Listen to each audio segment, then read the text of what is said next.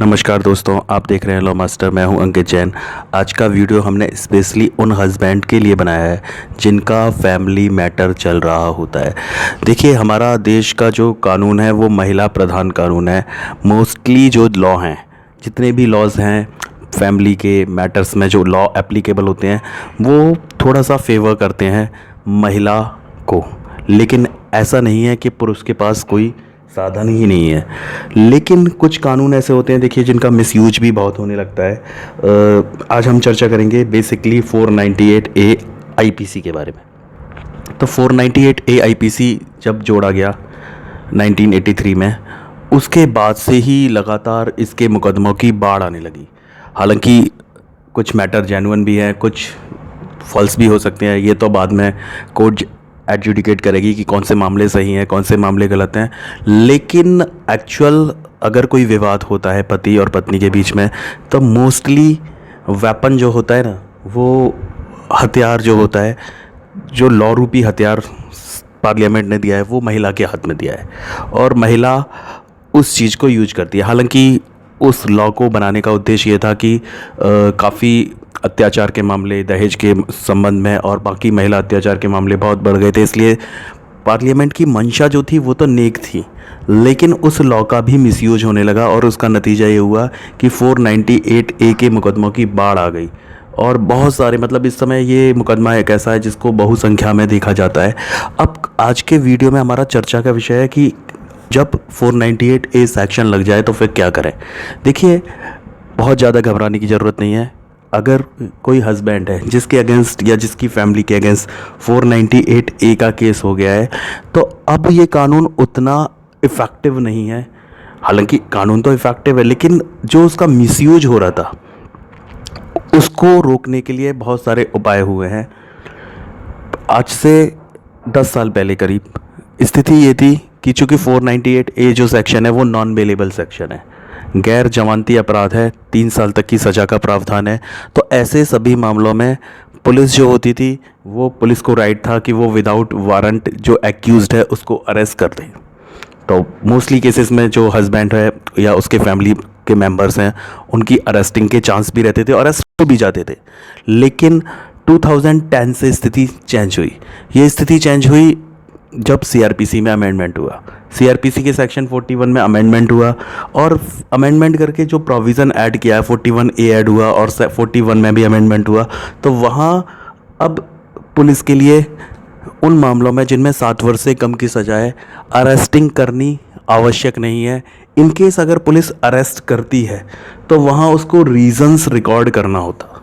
तो 2010 के बाद थोड़ा सा उस पर अंकुश लगा, मतलब हस्बैंड जो है उनको थोड़ी सी राहत मिली। उनको इस बात की राहत मिली कि चलिए अब हमारी अरेस्टिंग नहीं होगी। लेकिन ऐसा नहीं था, क्योंकि देखिए, बेसिक पावर है, बस पुलिस को एक लाइन लिखनी है कि रिकॉर्ड्स कुछ सफिशिएंट रीजंस हैं जिससे की वजह से इसको गिरफ्तार करना है, तो बेसिकली गिरफ्तार कर भी सकती थी।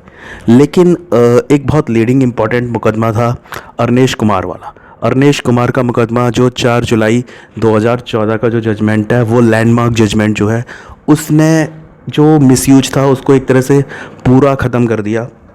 इस मुकदमे में सुप्रीम कोर्ट ने गाइडलाइंस इशू की कि किसी भी मैटर में जिसमें 498A इन्वॉल्व है, किसी भी हस्बैंड की अरेस्टिंग नहीं की जाएगी जब तक मीडिएशन नहीं हो जाता। यानी मीडिएशन को मैंडेटरी कर दिया और इंस्टेंस अरेस्टिंग जो है वो उस पर एक तरह से रोक लगा दी। तो उसकी नतीजा ये हुआ कि अब कोई भी केस होगा, चाहे कंप्लेंट केस हो या FIR हो 498A में, तो इंस्टेंट अरेस्टिंग जो होती थी वो उस पर रोक लग गई और मैटर फॉरवर्ड हो जाएगा मीडिएशन सेंटर में। हालांकि इससे पहले भी सुप्रीम कोर्ट की गाइडलाइंस थी कि mediation should be followed. Mediation होता था, लेकिन पुलिस कभी कभी मनमानी भी करती थी। लेकिन उस जजमेंट के बाद डायरेक्शन हुआ सारे SPs या SSP जो भी है उनको कि उनके लिए मैंडेटरी है कि वो मैटर जब तक मीडिएशन में चल रहा है तब तक अरेस्टिंग नहीं कर रहे। और होता क्या है, उसके बाद जब matter mediation, in case mediation fail भी हो जाता है, तो वहाँ पर पुलिस मोस्टली केसेस में 41A में जो लुकआउट नोटिस होता है वो उस पर सिग्नेचर करा लेती है और टिल चार्जशीट अरेस्ट नहीं करती है। तो बहुत बड़ी रेमेडीज़ जो है वो हस्बैंड को मिल गई कि अब उतनी गिरफ्तारी नहीं होती। लेकिन इन केस देखिए पुलिस के पास पावर है, अगर पुलिस चाहे तो मीडिएशन अगर फेल हो जाए तो उसके बाद अरेस्टिंग कर सकती है। तो अगर किसी भी हस्बैंड को कोई खतरा है कि उसके बाद अरेस्टिंग होने के चांसेस लगें तो वो फिर एंटीसिपेटरी बेल के लिए अप्लाई कर सकता है, या फिर मीनवाइल वो हाई कोर्ट में अप्रोच कर सकता है 482 में क्वैशिंग के लिए। और बहुत सारे, चूँकि ये मैटर मैट्रिमोनियल मैटर्स हैं, मीडिएशन है, तो कहीं भी अगर मीडिएशन की गुंजाइश होती है तो सारे मैटर जो है मीडिएशन के बाद सब कुछ सेटल्ड हो जाता है, सारे केस ख़त्म हो जाते हैं। और मीडिएशन में भी ज़रूरी नहीं है कि सजा, देखिए मीडिएशन भी दो तरह का होता है, पॉजिटिव मीडिएशन और निगेटिव मीडिएशन। एक मीडिएशन ऐसा होता है कि वहाँ सुलह हो जाती है, तो वो बहुत अच्छी बात है अगर सुलह हो जाती है। और इन केस सुलह नहीं होती तो बहुत सी केसेस में ऐसा होता है कि जहाँ पार्टीज़ जो होती हैं वो एमिकेबली सेटलमेंट के लिए तैयार हो जाती हैं, यानी म्यूचुअली या तो डाइवोर्स के लिए तैयार हो जाती है या फिर कोई और एग्रीमेंट किसी बात पर सहमत हो जाती हैं। तो बहुत सारी चीज़ें हैं, हस्बैंड्स को बिल्कुल भी डरने की कोई आवश्यकता नहीं है। और वो सारे लोगों के लिए ये वीडियो जिनके ऊपर फॉल्स चार्जेस लगे हैं, वो अगर चाहें तो इन्वेस्टिगेशन, पुलिस इन्वेस्टिगेशन में भी सहयोग करके अपना वर्जन पुलिस के सामने रख सकते हैं। पुलिस अब इंस्टेंट अरेस्टिंग नहीं करती, केवल 41 ए के नोटिस पर सिग्नेचर कराती है। तो उसके बाद आप कॉपरेशन करिए इन्वेस्टिगेशन में, हो सकता है कि आपके खिलाफ उतने जो कड़े चार्जेस हैं वो ना लगें। आपको हमारा ये वीडियो कैसा लगा और नेक्स्ट किन किन टॉपिक पर आप अपनी राय हमसे जानना चाहते हैं, वो अपने राय अपने कमेंट के माध्यम से हमें ज़रूर बताएं। हमारा वीडियो लाइक, शेयर और सब्सक्राइब करें। धन्यवाद।